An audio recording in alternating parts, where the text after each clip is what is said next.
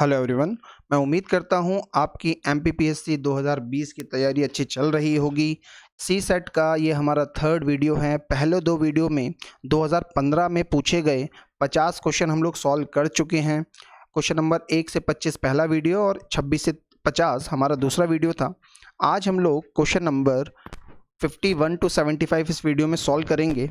I hope ये series आप enjoy कर रहे होंगे। अगर आपने पहले दो वीडियोस नहीं देखे हैं तो डिस्क्रिप्शन बॉक्स में आपको उनकी लिंक मिल जाएगी, वहाँ पे जाके आप उन्हें देख लें। हम लोग क्वेश्चन सॉल्व करना स्टार्ट करें उससे पहले देखिए, जैसा कि मैं हर लेक्चर से पहले, हर वीडियो से पहले आपको बताता आया हूँ कि उन एरियाज़ पर काम करें जो ज़्यादा मार्क्स के आते हैं। आप यहाँ पर देखेंगे तो language, passage, then assumption, argument, decision making, interpretation और ये जनरल मेंटल एबिलिटी, ये क्वेश्चन आपके ज़्यादा मार्क्स के एग्जाम में आ रहे हैं। तो अगर आप सी सेट को समय दे रहे हैं, क्योंकि देखिए राज्य वन सेवा के लिए काफ़ी इंपॉर्टेंट है, मार्क्स जुड़ने वाले हैं। हाँ, तो मैं कह रहा था आपसे कि अगर आप सी सेट को टाइम दे रहे हैं तो इन एरियाज़ पे थोड़ा सा फोकस ज़्यादा रखिएगा। चलिए हम लोग शुरू करते हैं आज का अपना पहला प्रश्न। प्रश्न कहता है 2000 बोलो सॉरी मैं 51 है 52 का उत्तर देने के लिए दिए गए पाई चित्र और तालिका का अध्ययन कीजिए। तो देखिए ये पाई चित्र है और ये हमारी तालिका है। पहले 6 महीने के दौरान दो वितरकों ए और बी द्वारा बेची गई कारों की संख्या पाई चित्र में वितरण प्रतिशत के रूप में दर्शाई गई है, जबकि कुल कारों की संख्या 1500 है ना। इसका मतलब 1500 की 16% कारें जून में बिकी, 1500 की 17% कारें जनवरी में बिकी और इसी तरह से अन्य महीनों में भी ये कारें बिकी हैं। जबकि दूसरी तालिका में ए और बी की जो कारें बिकी हैं उनका अनुपात हमें बताया गया है। चलिए क्वेश्चन देखते हैं। क्वेश्चन क्या कहता है। क्वेश्चन में कहा गया कंपनी बी द्वारा जनवरी में बेची गई और जून में बेची गई कारों की संख्या का अनुपात क्या है। तो भाई बी की पहले हम लोग जनवरी में निकालेंगे। कुल कारें 1500 हैं, इसमें देखिए जनवरी में कितनी है 17%। लेकिन देखिए जनवरी में बी की कुल कारें हैं, उसने पूछा है बी की, तो जनवरी माह में बी मतलब 7 डिवाइडेड बाय टोटल 15। ठीक है, ये बनेगा हमारे पास। और जून में अब हम लोगों को निकालना है, तो जून में कुछ इसी प्रकार से हमारा निकलेगा। 1500 हमारी कुल कारें बनेंगी, उसमें अगर मैं जून की बात करूं तो जून में है हमारे पास 16%। और देखिए जून का अनुपात हमें नीचे से मिलेगा जो कि कितना बनेगा 9/16।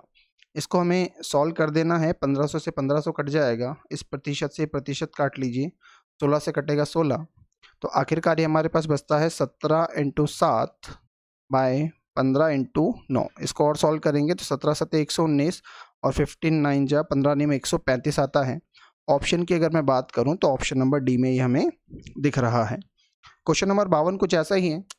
क्वेश्चन कहता है ए द्वारा मई में 25% कारें छूट पर बेची गई, तो ए की बिना छूट पर बेची गई कारों की संख्या क्या है। मई की बात करनी है तो देखिए कुल कारें हैं 1500, उसमें सबसे पहले हम लोग मई में निकालेंगे कितनी बिकती हैं 12%, और 25% कारें लेकिन किसकी, ए की। तो पहले हमें ये निकालना है कि मई में ए ने कितनी कारें बेची। तो मई में ए की कारों की संख्या आ जाएगी 7/15, और कहता है 25% छूट पर है। अब बिना छूट की कितनी होंगी भाई, अगर 25% छूट पर हैं तो 75% कारें बिना छूट के होंगी। इस डाटा को हम लोगों को सॉल्व करना है ना। परसेंटेज को हटा के मैं 2 0 नीचे लगा रहा हूँ, इस परसेंटेज को भी हटा के मैं 2 0 नीचे लगा रहा हूँ। तो देखिए 00 से 00 कट जाएगा, 15 से 15 कट जाएगा, 25 से 3/4 हमारे पास ये आता है, और 4 से 3 बार कटेगा। तो फाइनली हमारे पास जो आंसर बनने वाला है वो बनेगा 3 का 7 में मल्टीप्लाई 21, और 21 का मैं 3 में मल्टीप्लाई करूंगा तो आ जाएगा 63, मतलब ऑप्शन नंबर बी। आगे बढ़ते हैं। डीआई के दो क्वेश्चन हम लोग सॉल्व कर चुके हैं। ये क्वेश्चन काफ़ी अच्छा है। क्वेश्चन कहता है एक 2 अंकों वाली संख्या पी क्यू है। तो देखिए 2 अंकों वाली संख्या है जो उसको लिखने का स्टैंडर्ड होता है 10x + y। जैसे कि एक संख्या अगर 25 है तो 25 को अगर मैं खोल के लिखूं तो देखिए इसको ऐसा लिखा जाएगा 10 × 2 + 5, क्योंकि ये इकाई का अंक है, ये दहाई का अंक है ना। तो दहाई के अंक में हमेशा 10 का मल्टीप्लाई होगा। तो पी क्यू जो बनेगी वो बनेगी 10x + y, जिसके अंकों का जोड़ 11 है। तो देखिए इसके जो अंक है वो हैं x और y, इसका जोड़ उसने कहा कि x और y को जब आप जोड़ेंगे तो ये हमें देगा 11। आगे बोलता है मूल संख्या के अंकों को अदला बदली कर कर एक नई संख्या QP को बनाया गया। मतलब बेसिकली x और y को आपस में ट्रांसफ़र करने की बात कर रहा है। तो जब मैं इसको ट्रांसफ़र करूंगा तो नई संख्या बनेगी 10y प्लस x, क्योंकि y x की जगह और x y की जगह मेरा शिफ्ट हो जाएगा। फिर कहता है PQ से QP को घटा दीजिए। इसका मतलब इसमें से मुझे इसको माइनस करना है। लिखते हैं 10x plus Y minus 10y plus x। देखिए मैंने माइनस का साइन इसलिए लगाया है क्योंकि पूरी संख्या को माइनस करना था। इसको जब माइनस करेंगे तो कितना बचता है 9। मूल संख्या क्या है? मूल संख्या मतलब 10x प्लस वाई की हम लोगों को वैल्यू निकालना है। इक्वेशन हम लोगों के पास 2 बन चुकी हैं। चलिए इसको सॉल्व कर लेते हैं। यहाँ पे मैं सॉल्व करूँगा तो देखिए 10x माइनस का x, तो 10x में से x जाएगा 9x।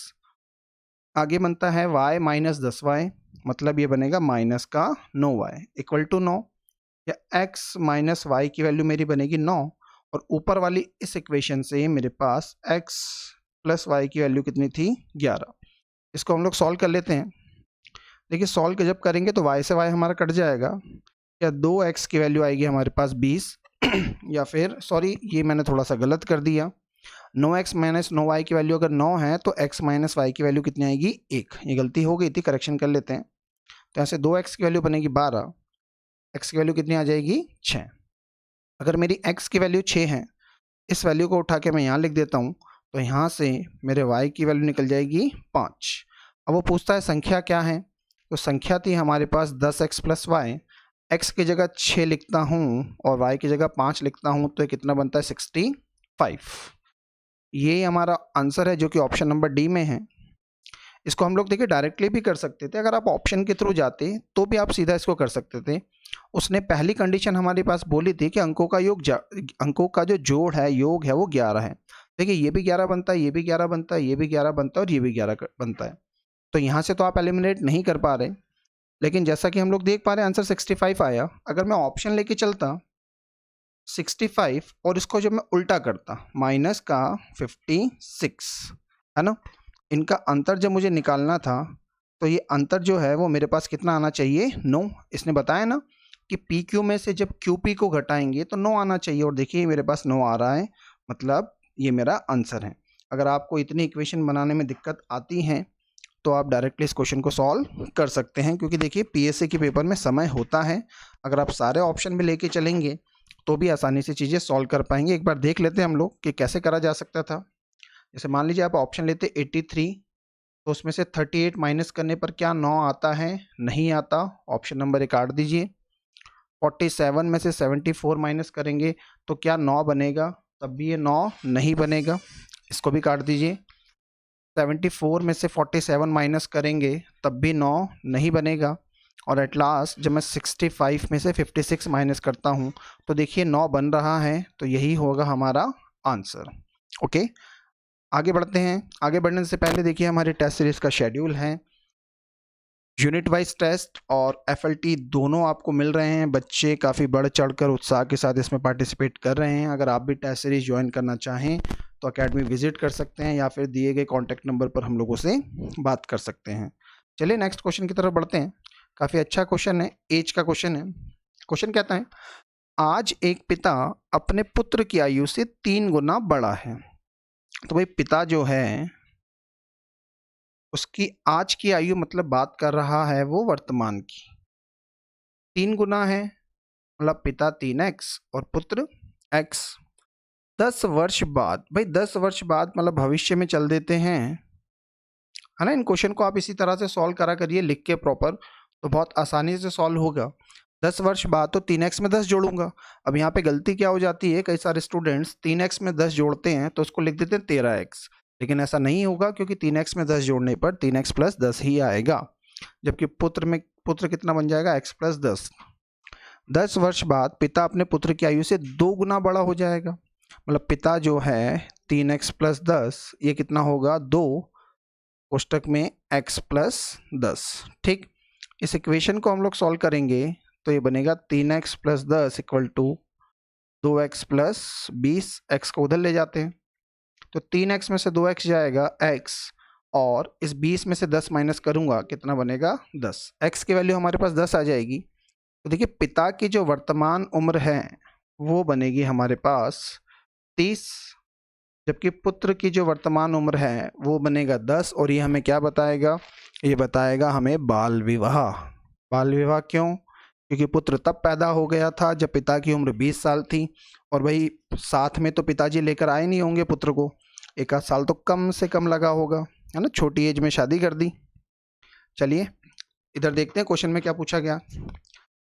जब पुत्र की आयु अपने पिता की आयु की 3/4 हो जाए तो उस समय पुत्र की आयु क्या होगी? देखिए हमें वो स्थिति निकालना है जब पुत्र की आयु पिता की आयु का 3/4 हो, है ना। पुत्र से पिता की जो आयु का अनुपात है वो हमें चाहिए 3/4। ये तो हो गई वर्तमान स्थिति हमारी, है ना। ये वर्तमान स्थिति हो गई जिसमें पिता है 30 का और पुत्र है 10 का।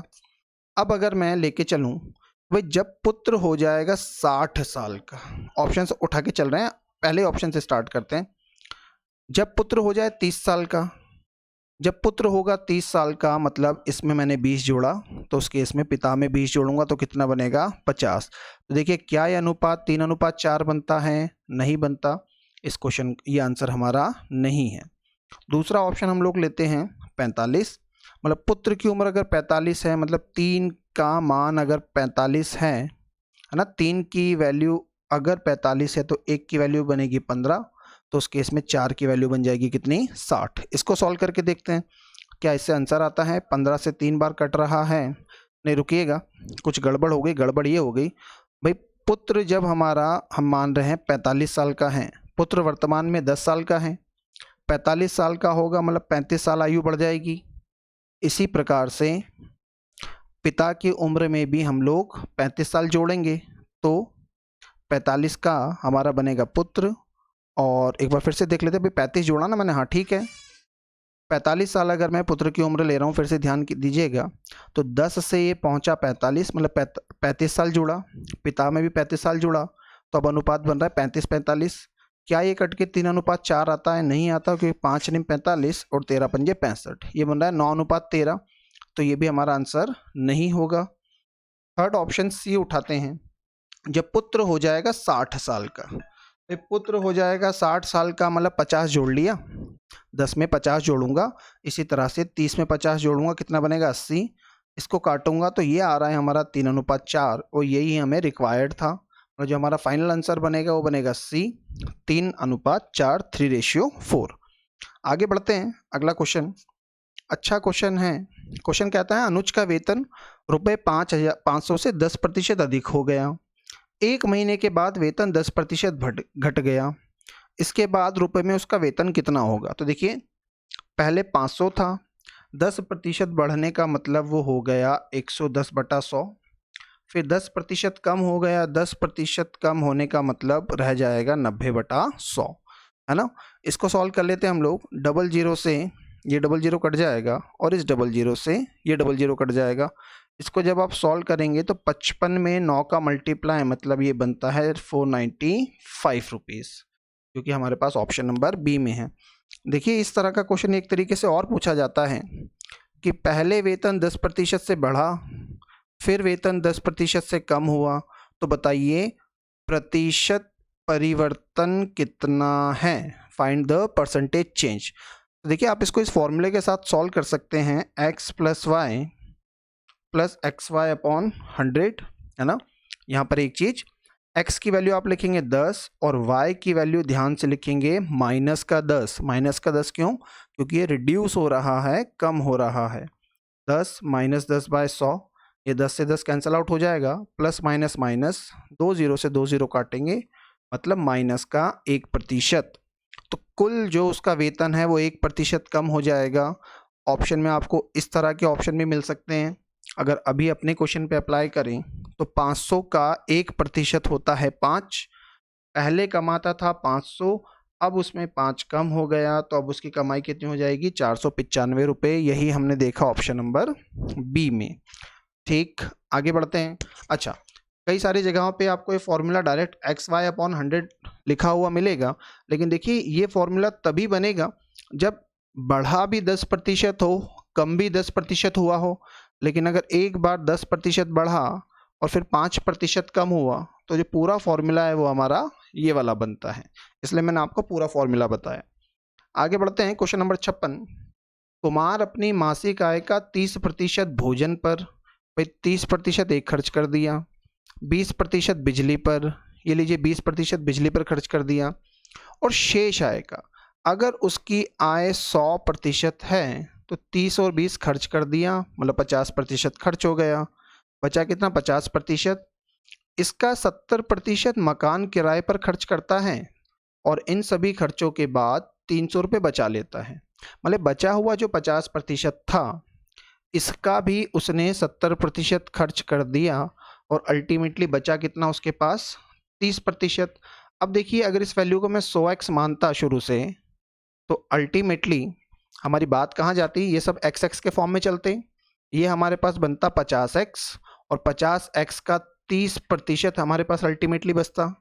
तो इसको मैं लिख सकता हूँ 50x का 30% और इसकी वैल्यू कितनी दी है उसने हमें 300। एक बार चेक कर लेते हैं, इन सभी खर्चों के बाद उसके पास 300 रुपये बचे, मतलब हम लोग एकदम सही कर रहे हैं। सॉल्व कर लेते हैं इसको, 30 से कम 30 जीरो, या फिर x की वैल्यू हमारे पास आ जाएगी 20, है ना। 50 से 2 बार काटा मैंने, 2 का 10 पे मल्टीप्लाई होगा, कितना बनेगा 20। कुमार की रुपये में मासिक आय क्या है, मतलब हमें वैल्यू निकालनी है 100x की, जो कि बनेगा 20 × 100 या फिर 2000 रुपये, जो कि ऑप्शन नंबर ए में दिया गया है। आगे बढ़ते हैं, फिर से एक डीआई का क्वेश्चन हमारे सामने है। क्वेश्चन काफ़ी अच्छा है, 3 क्वेश्चन यहाँ पर हैं 57 से 59 तक। क्वेश्चन कहता है 150 व्यक्तियों से नमूना संग्रह पर आधारित प्रश्न है, भाषाओं की संख्या के आंकड़े हैं, है ना। 150 व्यक्तियों से बात की गई और उनके आंकड़े लिए गए जो कि हमें ये बताते हैं ज्ञात भाषाओं की संख्या, मतलब एक्स अक्ष पे आप जो देख रहे हैं ज्ञात भाषाओं की संख्या है कि कितनी भाषाएं उसे आती हैं, 1 2 3 4 5 या 6। जबकि वाई अक्ष एक्सिस पे, वाई अक्ष पे आप देखें तो ये हमें बताता है व्यक्तियों की संख्या। तो इसको हम लोग थोड़ा सा पहले और समझते हैं।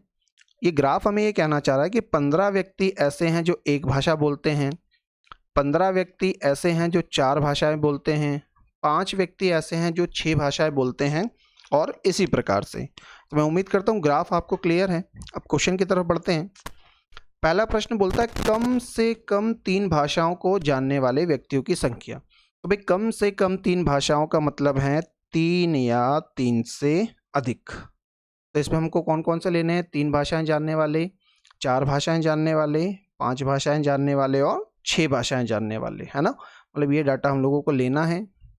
ठीक, तो 3 भाषाओं जानने वालों की संख्या है 50, 4 जानने वालों की संख्या है 15, फिर है 5 वालों की 10 और 6 वालों की 5।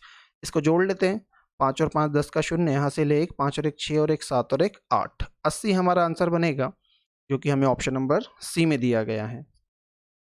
अगला क्वेश्चन देखते हैं, क्वेश्चन नंबर 58। देखिए अब की बार ये कहा गया अधिकतम 4 भाषाओं को जानने वाले व्यक्तियों की संख्या। अधिकतम 4 का मतलब होगा 4 या 4 से कम। तो इसमें हम लोग लेंगे 4 भाषाएं, 3 भाषाएं, 2 भाषाएं और 1 भाषा। भाई 4 वाले हैं हमारे पास 15, 3 वाले हैं हमारे पास 50, 2 वाले हैं हमारे पास 55 और 1 वाला है हमारे पास 15। जोड़ लेते हैं इसको, 5 से 15 हासिल 1, 5 और 1 6 और 1 7 5 12 और 1 13, तो कुल बनेगा हमारे पास 135, जो कि ऑप्शन नंबर डी है। आगे बढ़ते हैं, अगला प्रश्न हमारा 59 इसी ग्राफ पे बेस्ड है।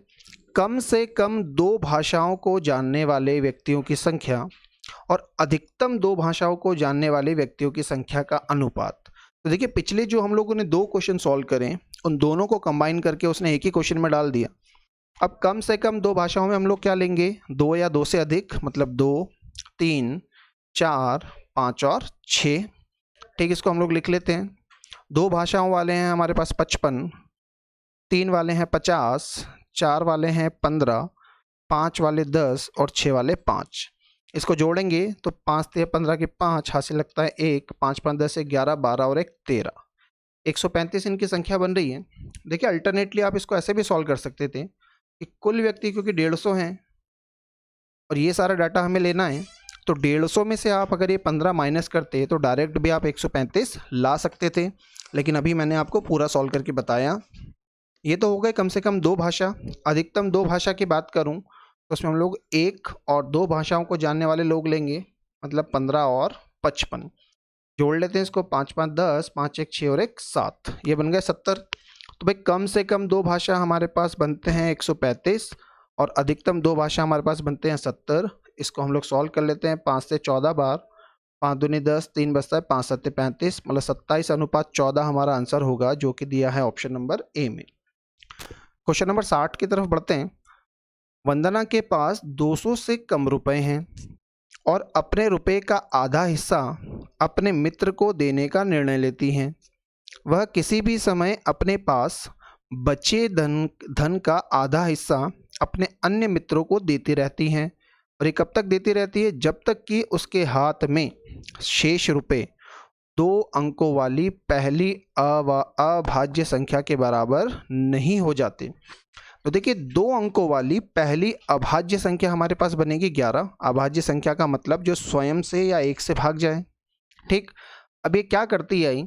ये हमेशा आधा पैसा देती आई होगी, यानी कि आधा पैसा अगर लास्ट में जब उसने दिया तो वो आधा पैसा देने के बाद उसके पास बचे 11 रुपये। तो उससे पहले कितने रहे होंगे? 22 रुपये। उससे पहले कितने रहे होंगे? 44 रुपये। क्योंकि अगर देखिए इधर आधा देती आई तो इधर हम लोग डबल चेक करते चलेंगे। 44 का डबल 88 और 88 का डबल हमारे पास बनेगा 176। ठीक, अब 176 से ऊपर नहीं जाना क्योंकि 200 रुपये से कम रुपए हैं। 176 का मैं डबल करूंगा तो 200 से ज़्यादा हो जाएगा। ठीक है, अब उसने कहा पहले मित्र को दिया गया धन, तो भाई पहले मित्र को अगर उसके पास 176 थे और उसने कहा कि वो आधा पैसा देती है, तो आधा पैसा कितना बनने वाला है हमारे पास? 88। और आखिरी मित्र को दिया गया धन, आखिरी मित्र को देखिए 22 रुपये में से आधा मतलब 11 रुपये उसने आखिरी मित्र को दिए होंगे।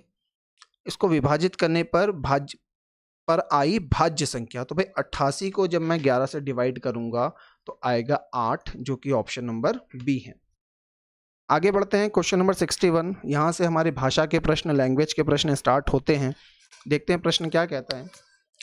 निम्नलिखित प्रत्येक शब्द के लिए एक संदर्भ दिया गया है। दिए गए विकल्पों में वह शब्द वाक्यांश चुनिए जो तत्व संबंधित संदर्भ में शब्दार्थ के सर्वाधिक निकट है। पहला है संवेदना, है ना, मतलब सामने वाले की पीड़ा को एक जैसा महसूस करना, एक जैसा फील करना। क्वेश्चन इसका एक्सप्लेनेशन दिया है। दुर्घटना से पीड़ित वृद्ध महिला की वे सहायता नहीं की क्योंकि उन्होंने उसके प्रति संवेदना अनुभव नहीं की। देखते हैं क्या ऑप्शन है। पहला है नापसंद करना, तो भाई नापसंद करना वाली तो कोई बात नहीं है। दूसरा बोलता है दूसरों को समझने और उनकी भावनाओं को साझा करने की क्षमता, भाई यही इसमें अर्थ बता रखा है, मतलब आंसर बनेगा ऑप्शन नंबर बी। दूसरा हमें दिया है अनधिकृत निवासी, जिसका अर्थ हमें बताया गया, उसके शब्द में प्रयोग करा गया है। नगर महापालिका मैदान से सभी अनधिकृत निवासियों को हटा रही है।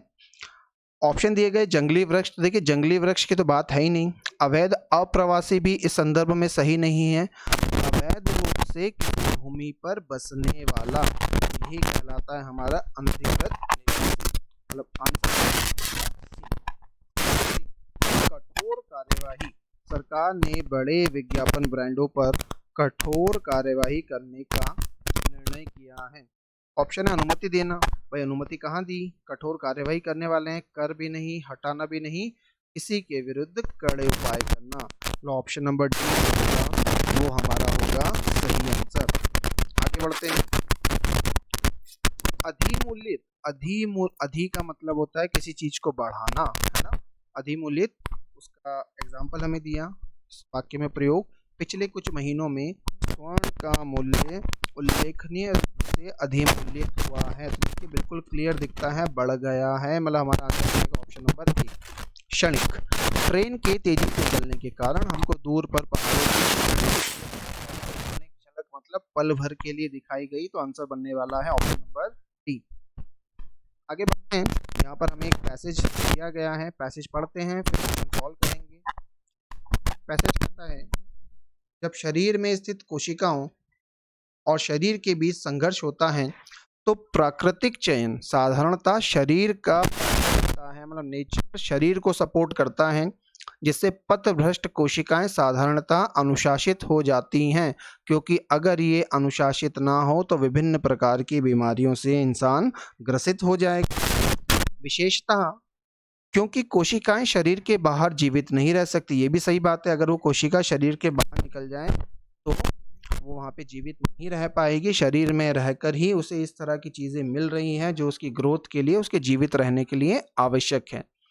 इस सिद्धांत का एक सुपरिचित अपवाद यह है कि देखिए, अब अपवाद की बात चालू होती है कि कैंसर कोशिकाओं को ऐसी स्वार्थी कोशिकाओं के रूप में सोचा जा सकता है जो शरीर के लिए लाभप्रद गति से अधिक तेजी से पुनरुत्थान का प्रयत्न कर रही है। यहाँ पर हमें ध्यान ये देना है कि शुरुआत में उसने हमें ये कहा कि कोशिकाएं जो हैं वो, और कोशिकाओं और शरीर के बीच जब संघर्ष होता है, इसका मतलब आगे की लाइन से भी हमें ये मिल रहा था कि कोशिकाएं शरीर की ग्रोथ के लिए जो ज़रूरी स्पीड है, आवश्यक दर है, आवश्यक रफ्तार है, उससे कम गति से ही वो अपना विकास करती हैं। लेकिन कैंसर कोशिकाएं स्वार्थी कोशिकाएं हैं जो शरीर के लिए लाभप्रद गति से भी ज़्यादा तेज़ी से उत्पादन करती हैं, मतलब इनका शरीर पर नकारात्मक प्रभाव पड़ता है। और इसी वजह से हमने देखा है कि कैंसर के जो पेशेंट हैं वो मर जाते हैं। आगे देखते हैं। बेशक अंत में कैंसर कोशिकाएं व्यक्ति के साथ ही नष्ट हो जाती हों, बिल्कुल सही बात है। ऊपर भी ये कहा गया था कि अगर ये कोशिकाएं शरीर के बाहर निकल जाएं तो वो नष्ट हो जाएंगी। आगे कहता है, परंतु ये स्पष्ट नहीं होता कि क्यों प्राकृतिक चयन ने कैंसर को पूर्ण रूप से लुप्त नहीं किया। कैंसर कोशिकाओं के स्वार्थी होने के बारे में एक सामान्य आपत्ति यह है कि वह विकृत होती हैं, मतलब शरीर के लिए लाभकारी नहीं होती। साथ ही साथ विकृत का मतलब शरीर की जो संरचना है उसके अनुसार ये वृद्धि नहीं करती, है ना। विकृत रूप से या फिर कहीं भी फैलती हुई ये बढ़ती हैं। आगे बोलता है, वह विकृत होती हैं और शायद विषाणुओं से संक्रमित होती हैं, कैंसर एक बीमारी है इत्यादि। यह सब सत्य हैं और इस प्रश्न के निकटस्थ उत्तर के लिए उपयुक्त हैं। क्यों कैंसर कोशिकाएं शरीर के लिए लाभप्रद गति से अधिक तेजी से पुनरुत्पादन करती हैं, परंतु परम विकासपरक उत्तर अनिवार्य रूप से होना चाहिए कि इस मामले में प्राकृतिक चयन व्यक्ति के बजाय कोशिकाओं के पक्ष में ज़्यादा काम कर रहा है। मतलब कुल मिला के पैसेज की शुरुआत में उसने ये कहा कि कोशिकाओं की जो गति है, उत्पादन की गति या जिस तरह से उनका विकास होता है वो उस केस में वो शरीर को किसी तरह की बाधा नहीं पहुंचाती, शरीर को किसी भी तरह से नष्ट नहीं करती। लेकिन कैंसर सेल्स के मामले में ये उल्टा है ना। वो शरीर को ध्यान में ना रखते हुए अपने उत्पादन को बहुत तेज़ी से बढ़ाती हैं, जिससे अल्टीमेटली शरीर पर नकारात्मक प्रभाव पड़ते हैं। क्वेश्चन देखते हैं। पहला क्वेश्चन कहता है, कैंसर कोशिकाएं स्वार्थी होती हैं, इस विवेचना के विरुद्ध क्या सामान्य आपत्ति या आपत्तियां हैं। पहला कह रहा है कैंसर कोशिकाएं विकृत होती हैं, सही बात है। शायद कैंसर कोशिकाएं विषाणु से संक्रमित होती है। देखिए, शायद शब्द की बात नहीं है, क्योंकि उसने ये बोला था शायद विषाणुओं से संक्रमित, बिल्कुल सही बात है भाई, शायद शब्द यूज करा गया, शायद विषाणुओं से संक्रमित होती है, तो ये भी एक्सेप्ट करना पड़ेगा। आगे कहा गया कैंसर एक बीमारी है, ये बात भी यहाँ कही गई है, कैंसर एक बीमारी है, मतलब हमारा जो आंसर लगेगा वो लगेगा डी, उपयुक्त सभी सही हैं। अगला क्वेश्चन देखते हैं। जब शरीर में स्थित कोशिकाओं और शरीर के बीच संघर्ष होता है तो प्राकृतिक चयन साधारणतः किसका पक्ष लेता है। बहुत क्लियर था, साधारणतः वो पक्ष लेता है शरीर का। और कैंसर वाला जो केस है उसमें यही प्रश्नवाचक चिन्ह लगाकर छोड़ा गया कि कैंसर कोशिकाओं के संदर्भ में ऐसा क्यों नहीं होता। क्वेश्चन नंबर 68 पे बढ़ने से पहले ये हमारे टेस्ट सीरीज़ का शेड्यूल है। अगर आप टेस्ट सीरीज़ हमारी ज्वाइन करना चाहते हैं या किसी भी प्रकार का गाइडेंस चाहते हैं तो दिए गए नंबर्स पे बात करके टाइम लेकर आ सकते हैं, ये हमारा एड्रेस है। आगे बढ़ते हैं। सेम पैसेज के 3 बचे हुए क्वेश्चन। परम विकासपरक उत्तर अनिवार्य रूप से होना चाहिए कि कैंसर कोशिकाओं के मामले में प्राकृतिक चयन इसके पक्ष में काम कर रहा है। भाई परम विकास परक से मतलब वो है कि कैंसर कोशिकाएं हमारे विकास को अवरोध कर रही हैं, मनुष्य समय से पहले मर जाता है, इस वजह से इस तरह के शब्द उसने उपयोग करें। फिर से क्वेश्चन पढ़ते हैं और आंसर निकालते हैं। परम विकास परक उत्तर अनिवार्य रूप से होना चाहिए कि कैंसर कोशिकाओं के मामले में प्राकृतिक चयन इसके पक्ष में काम कर रहा है। देखिए यहाँ पर पैसेज में हमें बहुत क्लियर ये बात बताई भी गई है। परंतु परम विकास परक उत्तर अनिवार्य रूप से होना चाहिए कि इस मामले में प्राकृतिक चयन व्यक्ति के बजाय कोशिकाओं के पक्ष में काम कर रहा है। तो हमारा आंसर बनेगा बी, है ना। 68 का आंसर हमारा बनने वाला है बी। 69 देखते हैं। 69 क्वेश्चन कहता है कैंसर कोशिकाओं को स्वार्थी रूप में सोचा जा सकता है। क्यों सोचा जा सकता है? क्योंकि वे संपूर्ण शरीर के स्वास्थ्य के लिए लाभप्रद गति से अधिक तेजी से पुनरुत्पादन करती है। ओके, प्राकृतिक चयन के पक्ष में होता है, नहीं होता। प्राकृतिक चयन जो है, ठीक है, इसको भी हम लोग मान लेते हैं, क्योंकि प्राकृतिक चयन जो है वो इनका पक्ष ज़्यादा लेता है बजाय शरीर के। कैंसर एक बीमारी है भाई, कैंसर एक बीमारी है, लेकिन क्वेश्चन ये पूछा गया स्वार्थी रूप में सोचा जा सकता है, इसलिए यहाँ पर ये एक्सेप्टेबल नहीं है। कैंसर एक अपवाद है, ये भी एक्सेप्टेबल नहीं है। अब जो हमें अपने आंसर का चयन करना है वो ए और बी से करना है। तो देखिए ये हमें यहाँ पे मिलता है लिखा हुआ, कैंसर कोशिकाओं के स्वार्थी होने के बारे में एक सामान्य आपत्ति यह है कि वह विकृत होती हैं और शायद विषाणुओं से संक्रमित होती हैं, कैंसर एक बीमारी है इत्यादि को स्वार्थी रूप में। अब क्वेश्चन पे आते हैं, कैंसर कोशिकाओं को स्वार्थी रूप में सोचा जा सकता है क्योंकि प्राकृतिक चयन इनके पक्ष में होता है। ये आंसर सही जाएगा, क्योंकि देखिए ये तो आपत्तियां हैं, ठीक है, इसलिए इसका जो सही आंसर होगा वो होगा बी, क्योंकि प्राकृतिक चयन इनके पक्ष में होता है। ठीक। क्वेश्चन नंबर 70, कैंसर कोशिकाओं का विषय एक सामान्य नियम का अपवाद है। भाई कौन सा सामान्य नियम? पूरे पैसेज में हमें यही सामान्य नियम बताया गया था। वो क्या? प्राकृतिक चयन जो है वो शरीर का साथ देता है, ना कि कोशिकाओं की का। इन कैंसर के केस में ये उल्टा है। अब इसी बात को यहाँ पे देखना है। कैंसर कोशिकाओं का विषय एक सामान्य नियम का अपवाद है और इस नियम के अनुसार जब शरीर में स्थित कोशिकाओं और शरीर में संघर्ष होता है तो प्राकृतिक चयन साधारणतः कोशिकाओं का पक्षधर होता है। जी नहीं, ऐसा नहीं होता है। जब शरीर में स्थित कोशिकाओं और शरीर में संघर्ष होता है तो प्राकृतिक चयन साधारणतः शरीर का पक्षधर होता है। तो ऑप्शन नंबर बी हमारा सही है।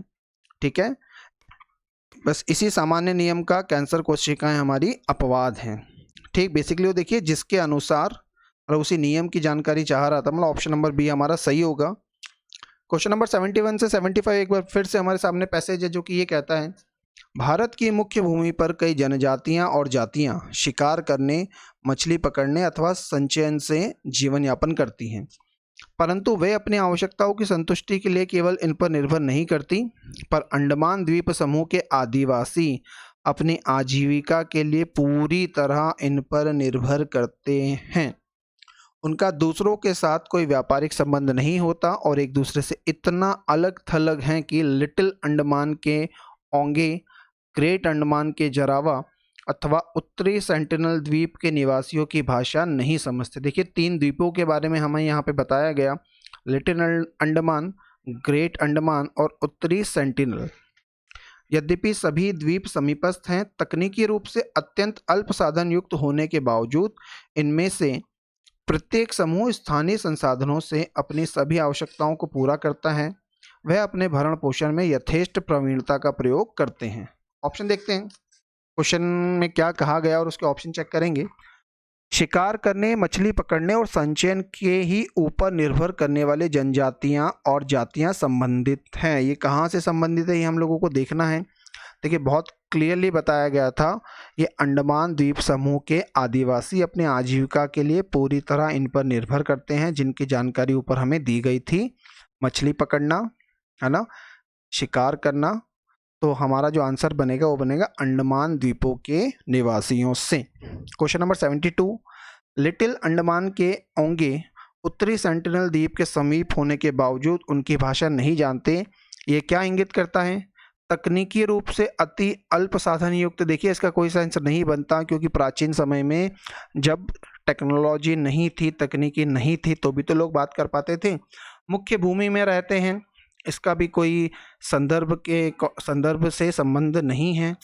एक दूसरे से अलग थलग है। भाई एक दूसरे से अलग थलग है मतलब उनके जीवन का स्टाइल अलग है ना, और बात जो उनकी होती है वो भी अलग है। इस वजह से ये आंसर हमारा सही होगा। एक दूसरे के साथ व्यापारिक संबंध रखते हैं, ये भी हमारा गलत होगा, तो आंसर बनेगा सी। क्वेश्चन नंबर 73 देखते हैं। लेखांश में निहित है कि भारत के मुख्य भूमि की बहुत सी जनजातियां और जातियां। क्वेश्चन देखते हैं। अपनी कुछ आवश्यकताओं को व्यापार के माध्यम से पूरी करती हैं, कंसिडरेशन में रखते हैं। शिकार करने, मछली पकड़ने और संचयन के ऊपर पूर्णतः निर्भर हैं, अभी कंसिडरेशन में रखते हैं। अंडमान द्वीप के वासियों की तुलना में कम आवश्यकताएं रखती हैं, ऐसा कहीं नहीं कहा गया, क्योंकि देखिए अंडमान द्वीप के निवासियों से ज़्यादा आवश्यकता उनकी होती हैं। एक ज़्यादा आवश्यकता होती है, ये मैं इसलिए कह रहा हूँ क्योंकि देखिए ये पहले इन लाइनों में ही हमें एकदम से क्लियर था। फिर था एक आसान जीवन जीती हैं क्योंकि उनकी आवश्यकताएं बिना किसी प्रयास के पूर्ण हो जाती है। जी नहीं, ये भी सत्य नहीं है। अब देखते हैं हम लोग अपनी कुछ आवश्यकताओं को व्यापार के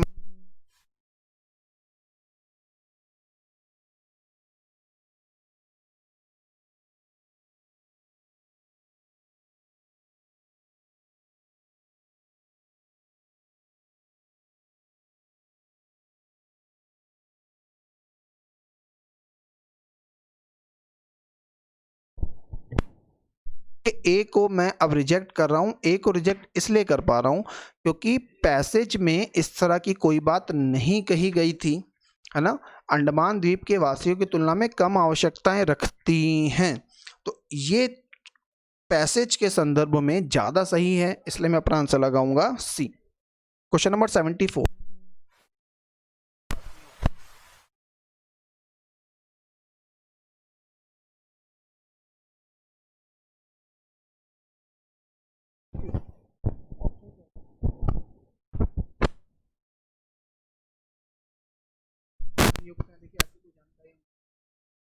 दूसरे की भाषा नहीं समझते।